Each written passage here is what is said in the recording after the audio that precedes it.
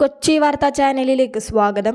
കേരളത്തിലെ ഉപതിരഞ്ഞെടുപ്പുകളുടെ പശ്ചാത്തലത്തിൽ ചൂടുപിടിക്കുകയാണ് കേരളം. വയനാട്, ചേലക്കര മണ്ഡലങ്ങളിൽ നവംബർ 13-ന് തിരഞ്ഞെടുപ്പ് നടന്നു. നവംബർ 20-ന് പാലക്കാടും ജനങ്ങൾ വിധിയെഴുതും. 3 മണ്ഡലങ്ങളിൽ വയനാടും പാലക്കാടും കോൺഗ്രസിന്റെയും ചേലക്കര CPM-ന്റെയും കൈകളിലായിരുന്നു. എന്നാൽ ഈ ഉപതിരഞ്ഞെടുപ്പിൽ ഏതൊക്കെ മണ്ഡലം ആരൊക്കെ സ്വന്തമാക്കുമെന്ന ആശങ്കയും മുന്നണികൾക്കുണ്ട്.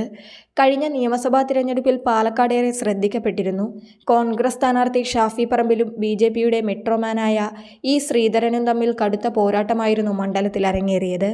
BJP സ്ഥാനാർത്ഥി ലീഡ് ചെയ്തിരുന്നെങ്കിലും അവസാന നിമിഷം നേരിയ ഭൂരിപക്ഷത്തിൽ ഷാഫി പറമ്പിൽ വിജയിക്കുകയും ചെയ്തു. അതുകൊണ്ടുതന്നെ BJPക്ക് ഏറെ പ്രതീക്ഷയുള്ള മണ്ഡലമാണ് പാലക്കാട്.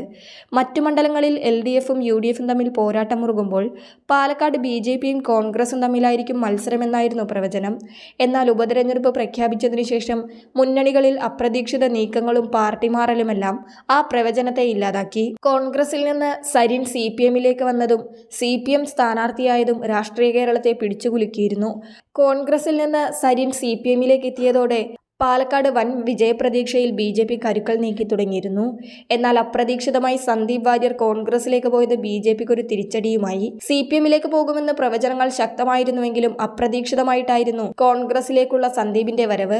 BJPയും കോൺഗ്രസും തമ്മിലാണ് മത്സരമെന്ന് പ്രതീക്ഷിച്ചിരുന്ന പാലക്കാട് ഒടുവിൽ ത്രികോണ മത്സരത്തിനാണ് സാക്ഷ്യം വഹിക്കുന്നത്. കോൺഗ്രസിന്റെയും BJPയുടെയും നേതാക്കൾ മറുകണ്ഠം ചാടിയതോടെ വിജയപ്രതീക്ഷയിൽ CPM-ഉം പാലക്കാട് മുന്നിലുണ്ട്. വയനാട് ഏറെക്കുറെ വിജയമുറപ്പാണെന്ന് കോൺഗ്രസ് പ്രതീക്ഷിക്കുന്നുണ്ടെങ്കിലും ഭൂരിപക്ഷം കൂടുമോ കുറയുമോ എന്ന ആശങ്കയിലാണ് മുന്നണി. അതോടൊപ്പം ചേലക്കരയും ഏറെ ശ്രദ്ധിക്കപ്പെടുന്ന മണ്ഡലമാണ്. തുടർച്ചയായി CPM ജയിച്ചു വരുന്ന മണ്ഡലം ഇത്തവണ രമ്യ ഹരിദാസിലൂടെ പിടിക്കുമെന്നാണ് കോൺഗ്രസിന്റെ പ്രതീക്ഷകൾ. രമ്യ ഹരിദാസ് ജയിക്കുമെന്ന പ്രവചനങ്ങളും പുറത്തു വന്നിരുന്നു.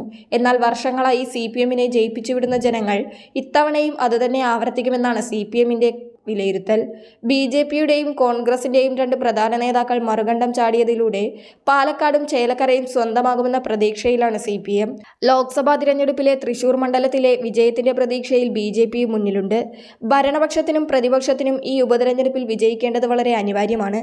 എന്നാൽ അന്തിമ വിജയം ആർക്കൊപ്പമെന്ന് കണ്ടു തന്നെ അറിയണം. കൂടുതൽ വാർത്താ അറിയിപ്പുകൾക്കായി കൊച്ചി വാർത്താ ചാനൽ സബ്സ്ക്രൈബ് ചെയ്യുക.